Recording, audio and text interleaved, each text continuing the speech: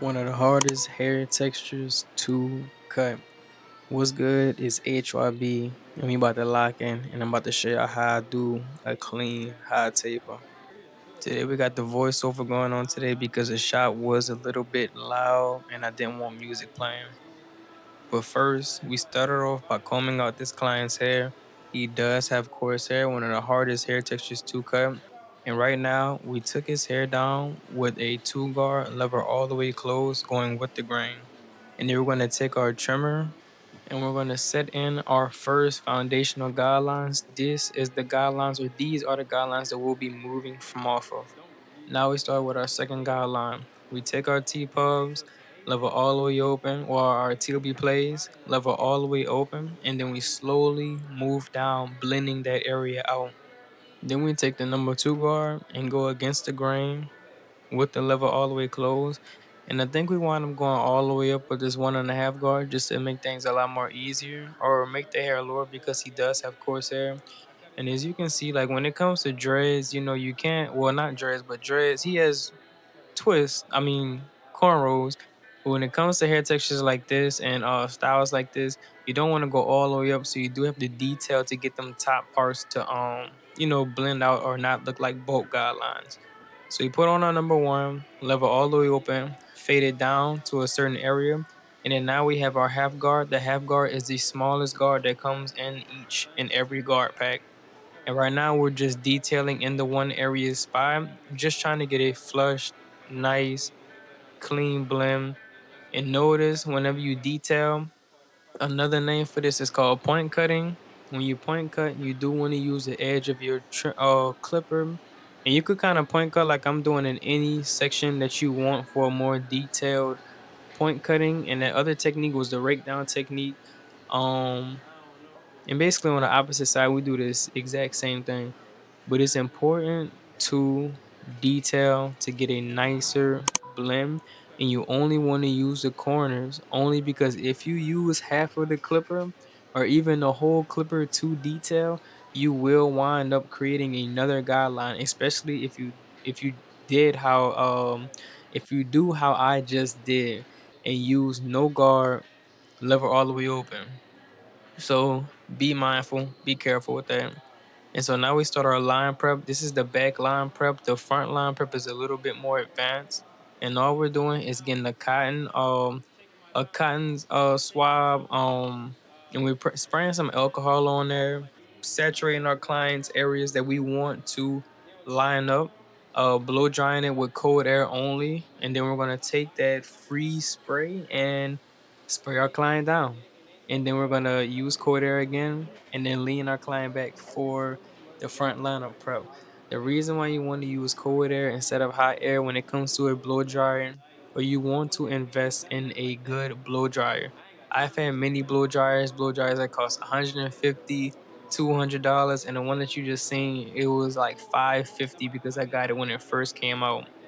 But the reason why you want to invest in a good blow dryer, and right here we do put you could put mousse or aftershave, anything that'll allow the hair to lay down and kind of manipulate the hair. This is important when it comes to coarse hair at the same exact time. And then we're rubbing everything off with our alcohol cotton swab, and then basically repeating the same exact steps or processes that we just did with the but the reason you want to invest in a good blow dryer is because literally at certain price ranges, like $150, I would say to $200, those blow dryers will literally not blow cold air.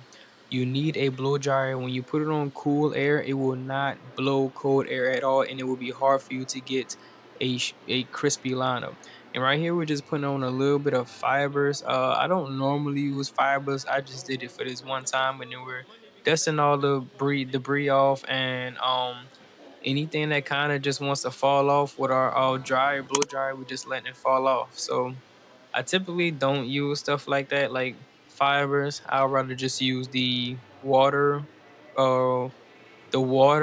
based the water based enhancements because it's a lot better and it lasts a lot longer. So from the neckline up, we are gonna angle it a certain type of way because we don't want no angles in there. Right now you see an angle, but we will fix it. Um And really, the neck lineup is just simple. Once you get too much into where, into the back of the ear, and you cannot successfully place the whole blade, you want to turn your trimmer to the side and you want to start using the edge of that blade. You want to get familiarized with the edge of this blade because this is how you will continue to get sharp lineups.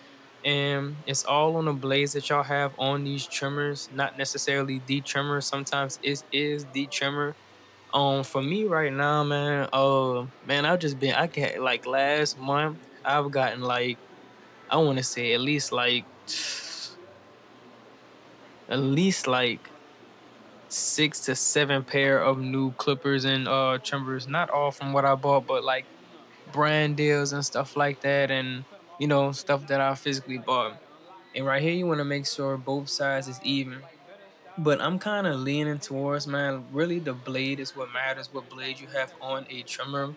But man, I'm just getting what feels comfortable in my hand. These have a little parts where you can take the front of the trimmer off. I'm pretty sure you're not supposed to use it like this. It's supposed to protect and cover up the part that moves in the trimmer that gets that blade going side to side. But I take that part off because these are the boost.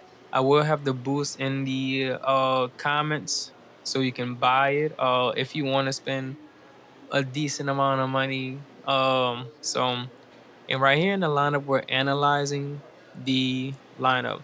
We're going to pick the weak side and work our way towards the weak side. Now, as you can see right here, that right side is more or less full than that left side. The right side is more full than that left side, but we always start in the middle. See how I'm taking my trimmer, going in the middle of his eyebrows? This helps me find that center point within the lineup, going up and then creating that first guideline. But this right here, you see how he has light spots on that right side? We don't want him to have any light spots. We don't want to preserve the line. We don't want to do any of that crazy stuff that everybody's talking about on social media. We want to take that line back, push it back, do what you got to do, brother. This is next level barbering. This is something past being a beginner barber, bro. You want to make sure the clients line up last with little grow back. So we're going to push it back, but just a tad bit. So when this client goes home and it's a couple days later, he will still have a full thick lineup. Our client can go home, take a shower, wet his hair, do whatever he needs to do, and he will still have a full thick lineup. When you try to preserve areas and you're literally lining up people's I wouldn't say baby hairs because this is baby hairs right here, but when you're lining up people's um I got peach fuzz in the lineup. When they go home and take that shower, they will literally have a whole patch in their lineup. Especially when them enhancements are gone. I don't rely on enhancements, even though I put enhancements on this on this video. But let me explain what I'm doing right here. So we worked our way to one side, and then we set in that vertical bar. Right here, when you're working towards the opposite side, you wanna see how I'm on that left side. You wanna use the left side of the trimmer blade, and then we line up the right side of the trimmer blade with what we've previously just cut. This helps us keep the lineup consistent and gives us a nice, clean, sharp look. And now we're analyzing, looking at the placement of our vertical bars, and then we're matching the two vertical bars, and we use his eyebrows for this part right here. We are gonna go back in and tweak it.